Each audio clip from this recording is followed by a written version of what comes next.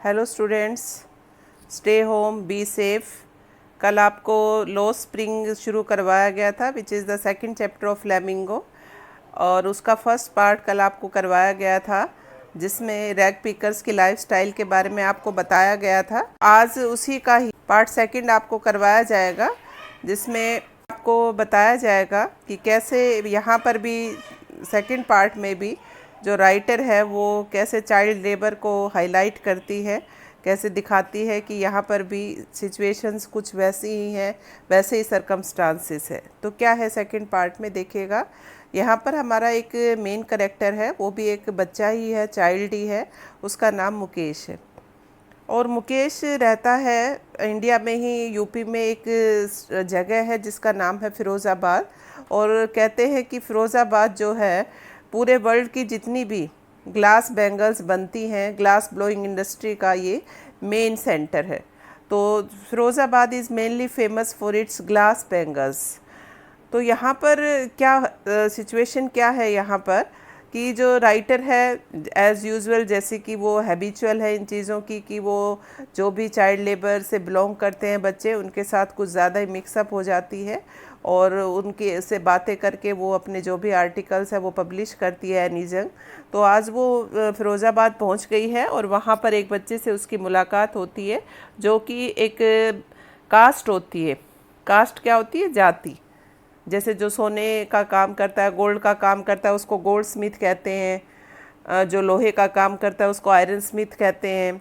Likewise ये जो glass bangles बनाने का जो काम करते हैं इनको बैंगल सेलर्स कहा जाता है। तो बैंगल सेलर्स के पास वो पहुंच जाती है फ़िरोज़ाबाद में। तो उन बैंगल सेलर्स में एक बच्चा उसको मिलता है जिसका नाम मुकेश है। तो जो मुकेश है, जब राइटर उससे बात करती है तो वो कुछ अलग ही तरह से बात करता है राइटर से। और हालांकि वो बैंगल मेकिंग का ही काम कर रहा है अपने पेरेंट्स के साथ, बट वो इस चीज़ के लिए इंसिस्ट करता है, राइटर को इस चीज़ के लिए बार बार बोलता है कि मैं बड़ा होकर एक मोटर मैकेनिक बनूंगा। तो राइटर उससे पूछती है कि मैकेनिक बनोगे, कोई आपको गाड़ियों के बारे में, कार के बारे में कोई नॉलेज है? तो बड़ा ही कॉन्फिडेंटली जवाब देता है। एक वर्ड होता है आई कन्फ्रंटेशन, आंखों में आंख डालकर बात करना।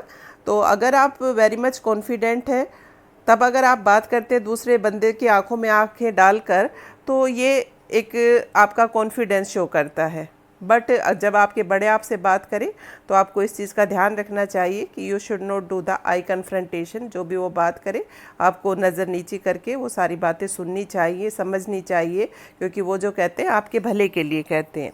एनी हाउ, तो जो मुकेश है वो राइटर से बड़ा ही कॉन्फिडेंटली बोलता है कि मैं, कोई बात नहीं, अभी तो नहीं है नॉलेज है मुझे कारों के बारे में, पर मैं जल्दी ही सारी नॉलेज गैदर कर लूँगा। पर जो वो बात करता है उसका ये जो सपना है मैकेनिक बनने का, कार चलाने का, राइटर को लगता है कि वो जस्ट लाइक ए मिराज है। अब ये मिराज क्या होता है? जैसे 10th तक आपने साइंस पढ़ी है, उसमें आपने पढ़ा होगा रिफ्रैक्शन, रिफ्लेक्शन। तो मिराज उन्हीं की एक एप्लीकेशन होती है कि जब हम डेजर्ट एरियाज़ में जाते हैं तो सनलाइट में कई बार हमें ऐसा दूर से इल्यूज़न होता है, ऐसा एहसास होता है कि आगे कहीं पानी है, बट जब पास जाकर देखते हैं तो वहाँ पर कुछ भी ऐसा नहीं होता। इसको दृष्टि भ्रम भी कहा जाता है, इसको मृग मरीचिका भी बोलते हैं। तो उसका जो सपना है वो एक मिराज के जैसा लगता है राइटर को, क्योंकि ऐसा लगता है कि it's impossible to be completed. Reason उसका क्या है? क्योंकि जो फ़िरोज़ाबाद है वो पूरा का पूरा, हर घर, हर कोना वहाँ पर सिर्फ चूड़ियों से भरा हुआ है। हर परिवार, हर इंसान उस परिवार का एक ही काम करता है और वो है बैंगल मेकिंग। और उनके यहाँ पर जैसे एक ये ट्रेडिशन बन गया है, कि परंपरा बन गई है कि बैंगल मेकर्स की फैमिलीज़ में आप बोर्न हुए हैं, पैदा हुए हैं, तो आप सिर्फ एक ये स्टिग्मा उनके ऊपर लग गया है कि आप सिर्फ एक ही काम कर सकते हैं, and that's only bangle making. वहाँ पर बहुत सारे बच्चे हैं, बहुत सारे परिवार हैं जिनकी पीढ़ियाँ बीत गई हैं। बहुत बड़ी बड़ी वहाँ पर फर्नेसेस होती हैं। फर्नेसेस क्या होती हैं? बहुत बड़ी भट्टियाँ जिनको बोलते हैं, और उसके अंदर जो ग्लास होता है ना उसको मेल्ट किया जाता है। तो पहले ग्लास वहाँ मेल्ट होता है, फिर उसके पीसेस बनाए जाते हैं, फिर उनको वेल्ड किया जाता है, और जितने भी कहते हैं कि रेनबो में कलर्स होते हैं, हर कलर की चूड़ियाँ वहाँ पर बनाई जाती हैं। तो जो बच्चे हैं वहाँ पर जो बैंगल मेकिंग इंडस्ट्री में काम करते हैं, तो जो बैंगल इंडस्ट्री में काम करना बहुत ही हज़ार्डस होता है, बहुत ही ख़तरनाक होता है बच्चों के लिए। तो वहाँ चाइल्ड लेबर बहुत ज़्यादा चलती है। तो जो भी परिवार है, पूरे के पूरे परिवार इंक्लूडिंग देयर किड्स, वो सब इसी काम में इन्वॉल्व रहते हैं। और वो वहाँ पर ना ऐसी घर बने हुए हैं जस्ट लाइक सेल्स, कोठरी जैसे होती है, जिनमें ना क्रॉस वेंटिलेशन होता है, ना प्रॉपर लाइट आती है। और वो ये बैंगल मेकिंग का काम करते करते उनकी जो आंखें हैं अंधेरे में रहने की यूज टू हो जाती हैं। और जब वो बड़े होते हैं, बड़े होने तक most of them lose the brightness of their eyes. तो ये एक बहुत बड़ा हैज़ार्ड है बैंगल फैक्ट्रीज़ में काम करने का, specially for the small children, for the child labour, कि जब वो बड़े होते हैं तो दो इसकी प्रॉब्लम्स होती हैं इससे। एक तो जो ग्लास का जो वो डस्ट उड़ती है उससे बहुत सारी स्किन प्रॉब्लम्स भी हो जाती हैं। और सेकेंडली उसका ड्रॉबैक ये है कि बहुत से बच्चे, बहुत बड़े बुज़ुर्ग वहाँ के, मोस्टली उनकी आँखों की जो रोशनी है वो चली जाती है। लगभग 20,000 ऐसे बच्चे हैं वहाँ पर जो काम करते हैं ऐसी ही फर्नेसेस में। और अगर कानून की बात करें, जैसे इंडिया में आपको मालूम है कि कानून बनाए जाते हैं, laws are made but they are never enforced, और ना ही लोग उनको फॉलो करते हैं ठीक से। तो अगर चाइल्ड लेबर को वहाँ पे लागू कर दिया जाए इस लॉ को, तो कम से कम 20,000 मुकेश जैसे ही बच्चे हैं जो वहाँ पर हॉट फर्नेसेस में काम करते हैं, जिनको वहाँ से निकाला जा सकता है। एनी हाउ, अब मुकेश और राइटर के आपस में बातचीत चल रही है। तो मुकेश राइटर को ऑफ़र करता है कि आप मेरे घर चलिएगा, और बड़ा खुश होकर बताता है कि हमने ना अभी अभी अपना नया घर बनाया है।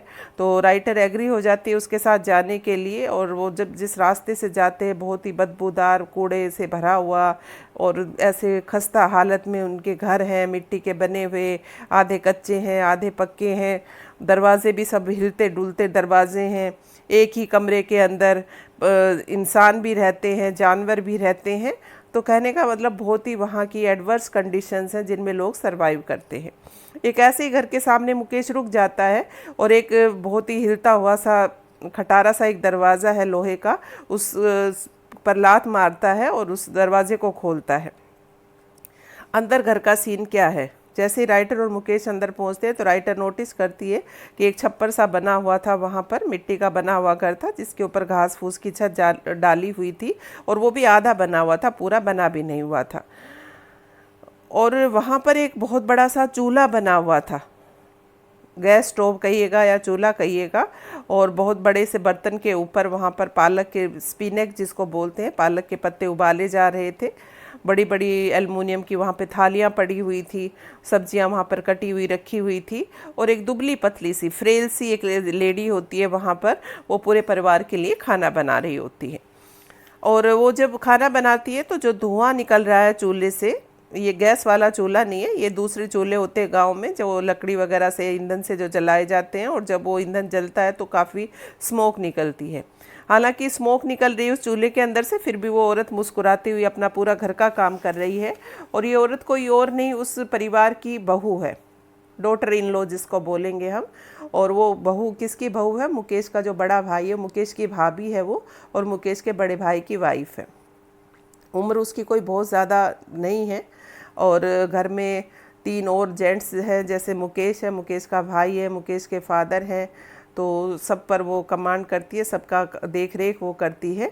और वहाँ पर एक और भी कस्टम है, एक और भी परंपरा है कि जब घर के बड़े घर के अंदर एंट्री लेते हैं तो जो बहुएं होती हैं अपने आप को छुपा लेती हैं या घूंघट निकाल लेती हैं, घूंघट को बोलते हैं वेल, अपना चेहरा ढक लेती हैं।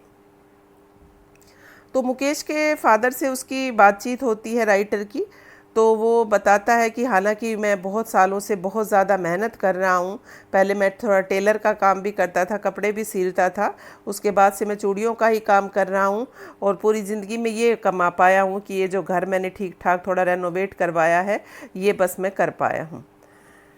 और मैं अपने बच्चों को सिर्फ एक ही चीज़ सिखा पाया हूँ, और वो क्या सिखा पाया हूँ? Art of making bangles.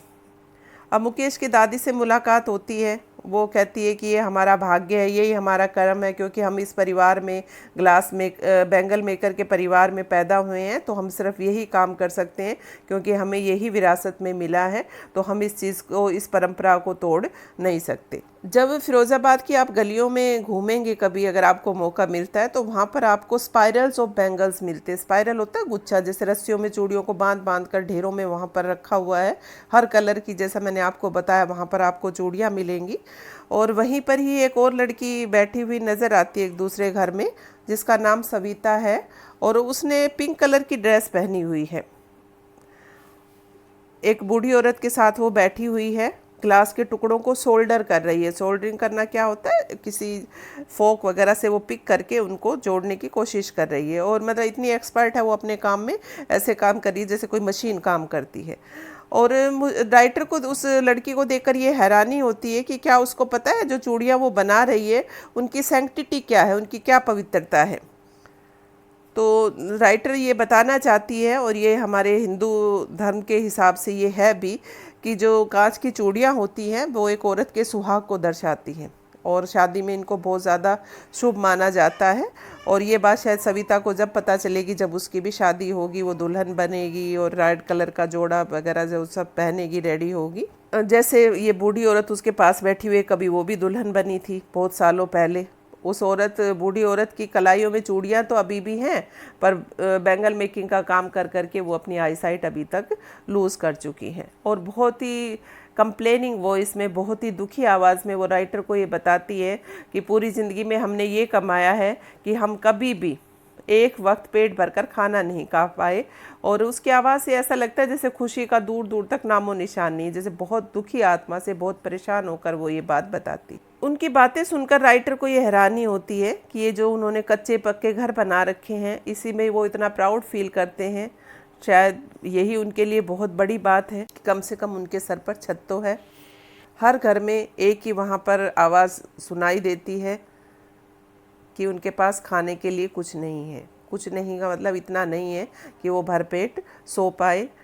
पहले बड़े इस परेशानी को, इस पीड़ा को सहन करते हैं, और उसके बाद जो बच्चे हैं धीरे धीरे बड़े होकर वो भी वही शुरुआत हो जाती है जैसे सीमापुरी में है, they also struggle for their survival. ऐसा लगता है जैसे वक्त के साथ, कहते हैं कि बहुत ज़्यादा प्रोग्रेस हो गई है, बट फिरोज़ाबाद में अगर आप देखेंगे तो ऐसा वहाँ पर आपको कुछ भी नज़र नहीं आता। लोग इतनी ज़्यादा वहाँ पर मेहनत करते हैं, बहुत ज़्यादा कठोर परिश्रम को बोलते हैं माइंड नपिंग toil, TOIL, toil, hard work जिसको कहा जाता है। इतनी ज़्यादा वो मेहनत करते हैं दिन रात कि उनकी सारी सोचने समझने की, सपने लेने की सभी उनकी इच्छाएँ जैसे दब चुकी है, ख़त्म हो चुकी है।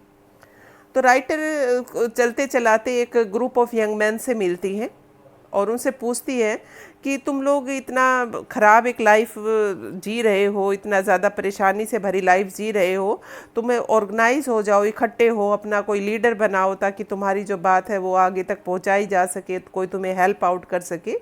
तो वो जो यंग मैन है वो बताते हैं कि यहाँ पे हम लोगों की कोई सुनवाई नहीं है। अगर हम इकट्ठे हो भी जाएं, अगर हम अपनी बात किसी को पहुँचाना भी चाहें, तो जो जितने भी बड़े लोग हैं वो सब हमारे ऊपर ही कोई ना कोई आरोप लगाकर हमें जेल में डाल देंगे और कुछ हमारा नहीं हो पाएगा। कोई उनका लीडर नहीं है, कोई ऐसा बंदा नहीं है जो उनकी मदद कर सके, जो उनको चीज़ों को अलग नज़रिए से दिखा सके।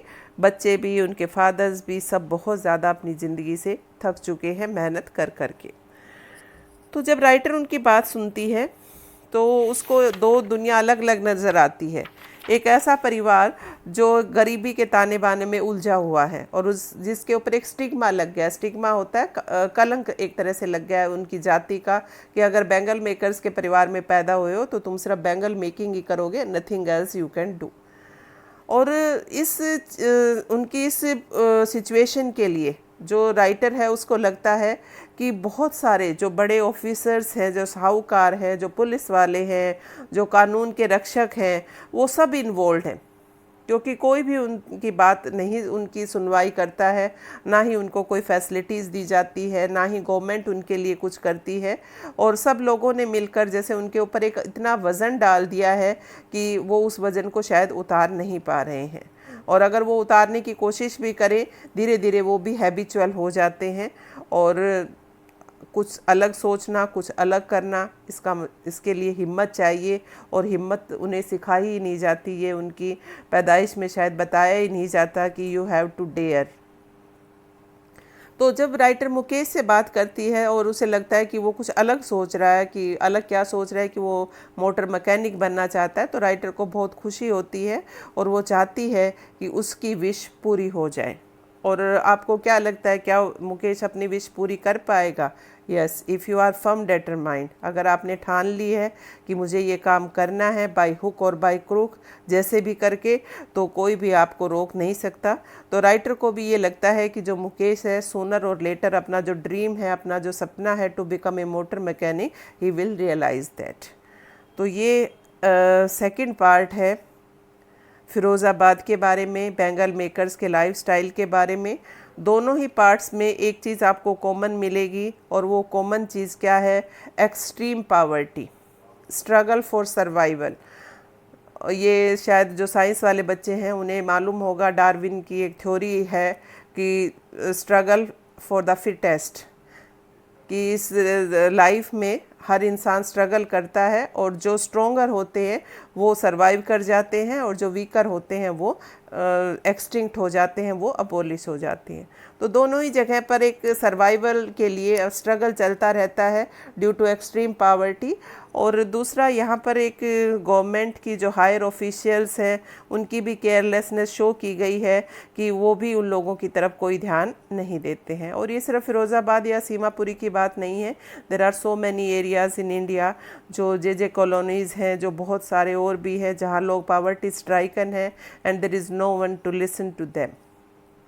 तो मेनली जो एनी जंग है वो यहाँ पर यही फोकस करती है कि किस तरह से कानून की नाक के नीचे कैसे चाइल्ड लेबर होती है, कैसे लोगों की जो इच्छाएं हैं वो मारी जाती हैं, कैसे इतनी मेहनत करने के बाद भी उनके पास इतना भी ज़िंदगी भर नहीं होता कि वो अपना पेट ठीक से भर सके। तो इट वाज पार्ट सेकंड।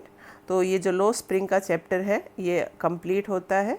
तो इसके अभी क्वेश्चन आंसर जो मेनली हैं वो मैं अभी आप इसमें देखिएगा, आपको मिलेंगे। तो you can note them down and right their answers. जो भी न्यू वर्ड्स हैं उनको भी ज़रूर आप लिखिएगा, क्योंकि जो भी नए वर्ड्स आप जिस भी चैप्टर में कम अक्रॉस होंगे तो वही आपकी वोकैबुलरी को एनरिच करेंगे और वही आपकी इंग्लिश को ज़्यादा इम्प्रेसिव बनाएंगे। Hope you have understood it. तो अगर आपको समझ आ गया है तो इसको अच्छे से देखिएगा, समझिएगा और इसको सब्सक्राइब कीजिएगा। Thank you very much. कुछ क्वेश्चंस आपको दिए गए हैं, इन्हें नोटबुक में लिखिए with difficult words. Thank you.